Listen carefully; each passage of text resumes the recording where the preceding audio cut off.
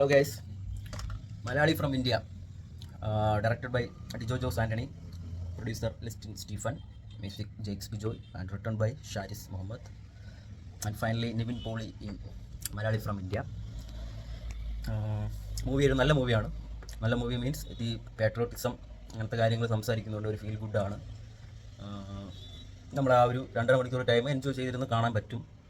But എന്നിരുന്നാൽ കൂടി ഈ ഡിജോയുടെ പ്രീവിയസ് മൂവീസായ അതായത് ജനഗണമന, ക്വീൻ, ഈ സിനിമകളിൽ നമ്മൾ ഈ സിനിമയെ പറ്റി ആ സിനിമകളെ പറ്റി വാദോരാതെ സംസാരിച്ചു. സിനിമ കണ്ടു കഴിഞ്ഞു അതിൻ്റെ സീൻസും അതിൻ്റെ ഡയലോഗ്സും ഒരുപാട് സിനിമയെ പറ്റി ആ സിനിമകളെ പറ്റി സംസാരിക്കാൻ ഒരുപാടുണ്ടായിരുന്നു ആക്ച്വലി. ബട്ട് ഇത് ഈ മൂവിയിലോട്ട് വരുമ്പോൾ ആ ഒരു മൂവിയെ പറ്റി ഫർദർ ചർച്ച ചെയ്ത് ഒരുപാട് സംസാരിക്കാനായിട്ട് ഈ മൂവിയിൽ ഒന്നുമില്ല. പുള്ളിയുടെ മൂവീസ് എന്ന് പറയുമ്പോൾ നമുക്കറിയാമല്ലോ, പാട്രിയോട്ടിസം, കുറച്ച് മതങ്ങൾക്കെതിരായിട്ടും അങ്ങനെ ആ രീതിയിലല്ല ഞാൻ ഉദ്ദേശിച്ചത്, ഈ കപട മത രാഷ്ട്രീയങ്ങൾക്കെതിരായിട്ട് സംസാരിക്കുന്ന മൂവീസ് ആയിരുന്നു ഡിജോയുടെ പ്രീവിയസ് മൂവി. ബട്ട് ഈ മൂവിയിൽ വരുമ്പോൾ അത് ഫോഴ്സ്ഡ് ആയിട്ട് തോന്നും. അതാണ് മെയിൻ ഇഷ്യൂ. മീൻസ് ഇത് പറയാനായിട്ട് നമ്മൾ ഈ ഒരു സീന് വെച്ച പോലെ തോന്നും. മുൻപത്തെ മൂവീസിൽ അങ്ങനെ അല്ലായിരുന്നു. അത് പെർഫെക്റ്റ് ആയിട്ട് ആ ഒരു പ്ലോട്ട് ബ്ലെൻഡ് ചെയ്ത് ആവശ്യമുള്ള ടൈമിൽ നമ്മുടെ ഗണ്ണിൽ നിന്ന് ബുള്ളറ്റ് പോകുന്ന അമ്മാതിരി രീതിയിലായിരുന്നു ഡയലോഗ്സ് പ്ലേസ് ചെയ്തിരുന്നത്. പക്ഷേ ഇതിൽ വരുമ്പോൾ കുറച്ച് ഡയലോഗ്സ് ഉണ്ട്, തീവാർന്ന ഡയലോഗ്സ് ഉണ്ട്. അത് പറയാൻ കുറച്ച് സീൻസ് ക്രിയേറ്റ് ചെയ്യും എന്ന് പറഞ്ഞിട്ട് ചെയ്ത പോലത്തെ ഒരു ഫീൽ തോന്നി. ഞാൻ ഒരു സീൻ പറയാം, സ്പോയിലറല്ല.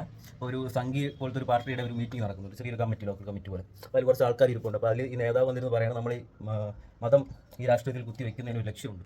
അതിൻ്റെ അങ്ങേയറ്റത്തെ ലക്ഷ്യം അടിമത്വമാണ്. മതം പറഞ്ഞ് നമ്മൾ ബാക്കിയുള്ളവരെ അടിമകളാക്കുന്നു എന്ന് പറയുന്നത് ഈ അണികളോടാണ് ഈ നേതാവ് പറയുന്നത്. പുള്ളി ഉടായ്പാണെന്ന് പുള്ളി തന്നെ ബാക്കിയുള്ളവരോട് വിളിച്ച് പറയുന്ന പോലത്തെ ഒരു സീനാണ്. ഇങ്ങനെ കുറച്ച് സീനുകളുണ്ട്. ആദ്യമേ ഓപ്പൺലി ഈ ഡയലോഗുകൾ പറയുമ്പോൾ നമുക്കത് ഫീൽ ആവും പെട്ടെന്ന്. ഈ പറയാൻ വേണ്ടി വെച്ച സീനാണല്ലോ, അങ്ങനെ കുറച്ച് ഫീൽ വരും. ബാക്കിയെല്ലാം ഈ വയസ്സ് നോക്കുകയാണെങ്കിൽ ഇത് ഓക്കെയാണ്, ഒരു അടിപൊളി മൂവിയാണ്. ഈ ഒരു ഫോഴ്സ്ഡ് ആയിട്ടുള്ള കുറച്ച് സീനുകൾ വരുന്ന ഒരു പ്രശ്നം മാത്രമേ ഉള്ളൂ.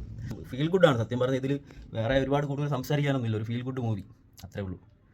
സംസാരിച്ച വിഷയങ്ങൾ നല്ലതാണെങ്കിലും ഫർദർലി അത് സംസാരിക്കാനായിട്ടൊന്നും കൊള്ളാമെന്നുള്ള കുറച്ച് കാര്യങ്ങളുണ്ട്. ചില ടൈം എത്തുമ്പോൾ നമുക്ക് തോന്നും ഇത് കൊള്ളാമല്ലോ, അടിപൊളി സെറ്റപ്പ് ആണല്ലോ, ഇനി അടുത്തൊരു തലത്തിലോട്ട് പോകുമായിരിക്കും എന്ന് വിചാരിച്ചിരിക്കും. ബട്ട് ചില സീൻസ് വീണ്ടും വരുമ്പോൾ വീണ്ടും ഇത് കണ്ടതാണല്ലോ, ഒരുപാട് കണ്ടും അടുത്ത് തീർന്നില്ലേ ഇത്, അങ്ങനത്തെ ഒരു ഫീലും വരും. എങ്ങനെ നോക്കിയാലും ഓക്കെ, ഇതൊരു ഗുഡ് എൻ്റർടൈൻമെൻ്റ് ആണ്. 150 രൂപ മുതലാവും. എൻജോയ് ചെയ്ത് കാണാൻ പറ്റും. 1 ടൈം തിയേറ്ററിൽ നിന്ന് വാച്ചബിൾ ആണ്. പക്ഷേ ഞാൻ പറഞ്ഞാൽ അതിൽ കൂടുതൽ ഇതിനെക്കുറിച്ച് ചർച്ച ചെയ്യാനൊന്നും ഇല്ല. ഈ സിനിമയിൽ പോയിരുന്ന് കാണുക, എൻജോയ് ചെയ്യുക. കാണേണ്ട സിനിമ ഉണ്ട്, 1 ടൈം വാച്ചബിൾ ആണ്. ചില വിഷയങ്ങൾ നമ്മൾ കാണേണ്ടത് തന്നെയാണ്. കൊള്ളാം, സിനിമ കൊള്ളാം, കാണുക. ഇത് കണ്ടവർ കമൻറ്റ് ചെയ്യുക. ഞാൻ എൻ്റെ പേഴ്സണലി അഭിപ്രായമാണ് പറഞ്ഞത്, ആർക്കും പല പല അഭിപ്രായം തോന്നാം. എനിക്ക് ജസ്റ്റ് ഒരു ഓക്കെ മൂവി, ആവറേജ് മൂവി ആയിട്ടാണ് തോന്നിയത്. 1 ടൈം വാച്ചബിൾ. എല്ലാവരും പോയി കാണുക, എൻജോയ് ചെയ്യുക. Okay, fine.